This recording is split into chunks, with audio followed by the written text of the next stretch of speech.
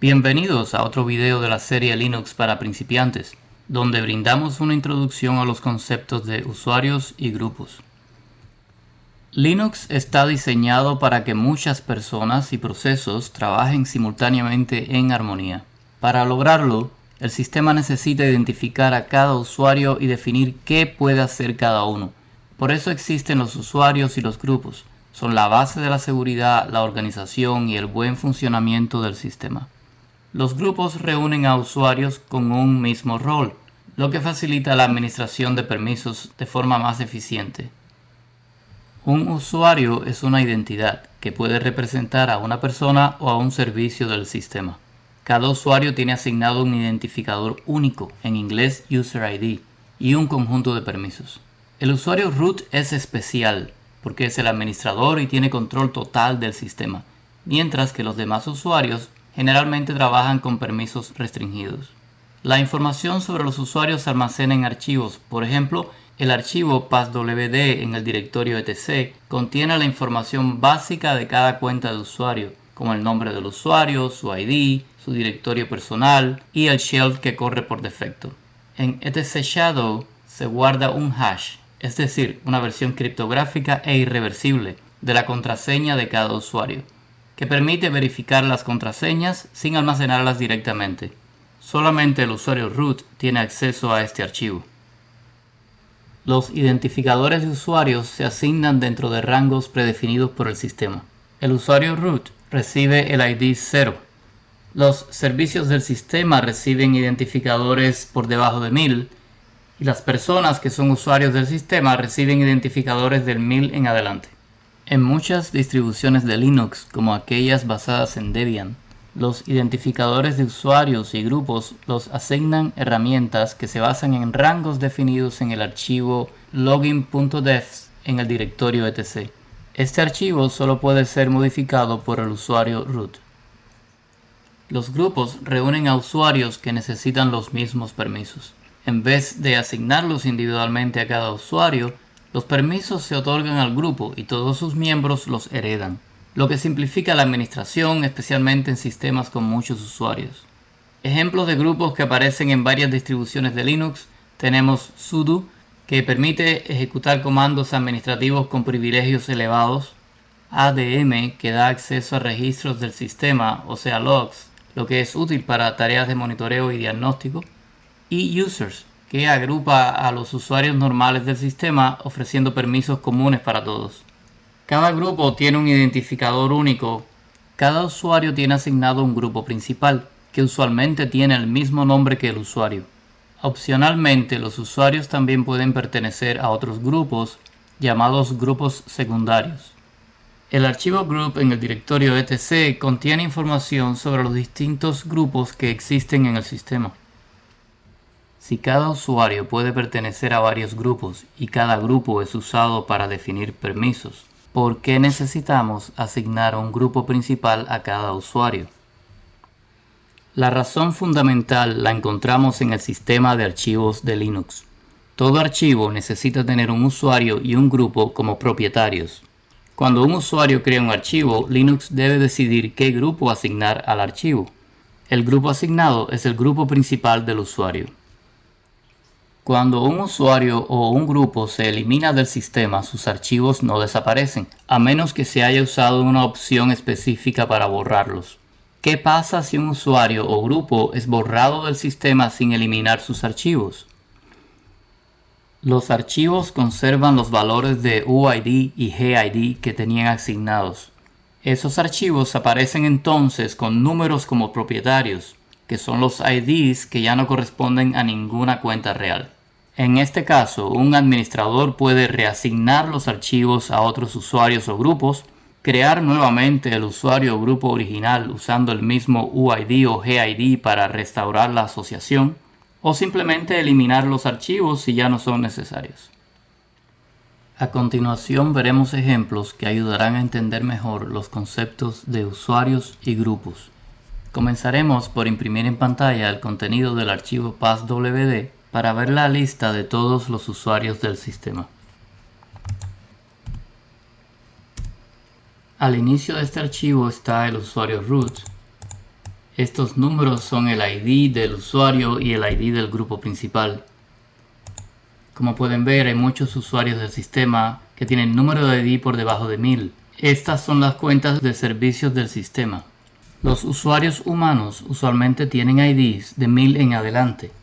Cada una de estas líneas tiene la información sobre el usuario separada por 2 puntos.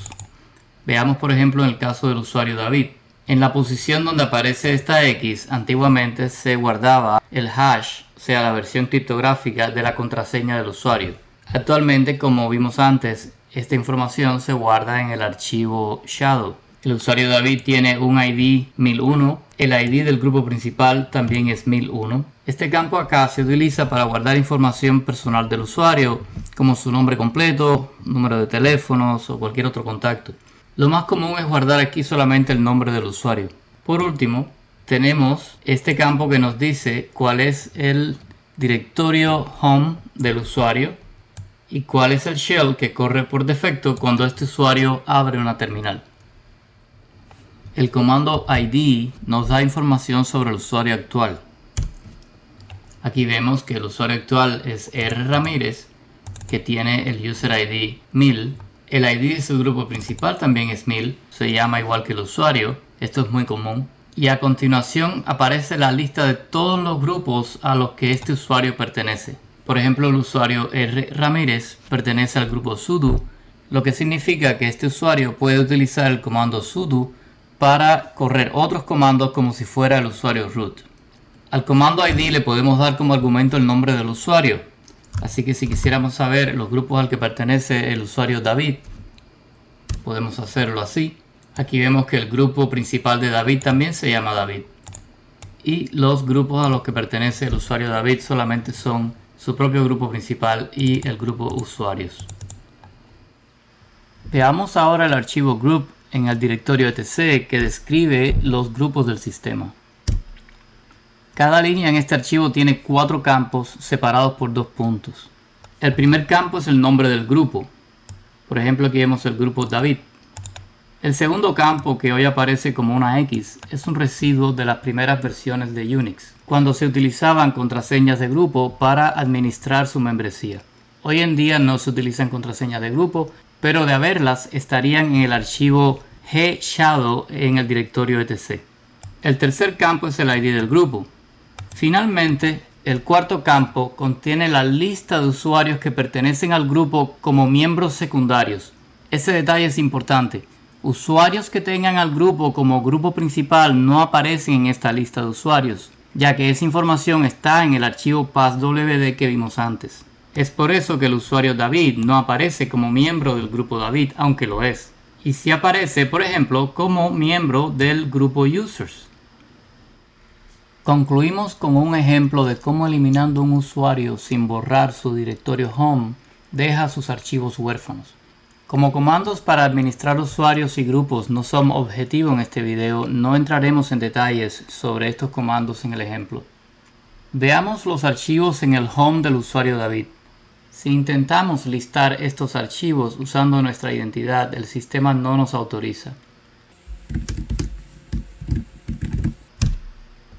Sin embargo, como R. Ramírez es parte del grupo sudo, podemos usar sudo para ejecutar el comando como administrador. Usualmente el sistema nos pregunta por nuestra contraseña para acceder al comando sudo. En este caso no pasó porque lo usé muy recientemente. Aquí vemos que este archivo notas1 tiene como dueño al usuario David y tiene como grupo asignado también al usuario David. Borremos al usuario David del sistema.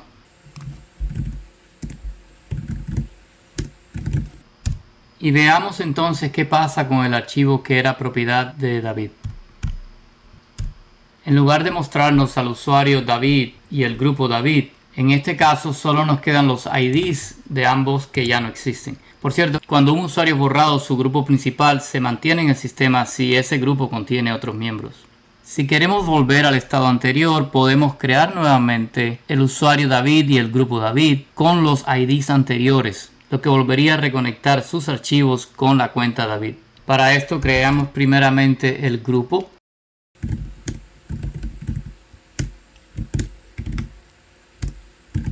Con el ID 1001.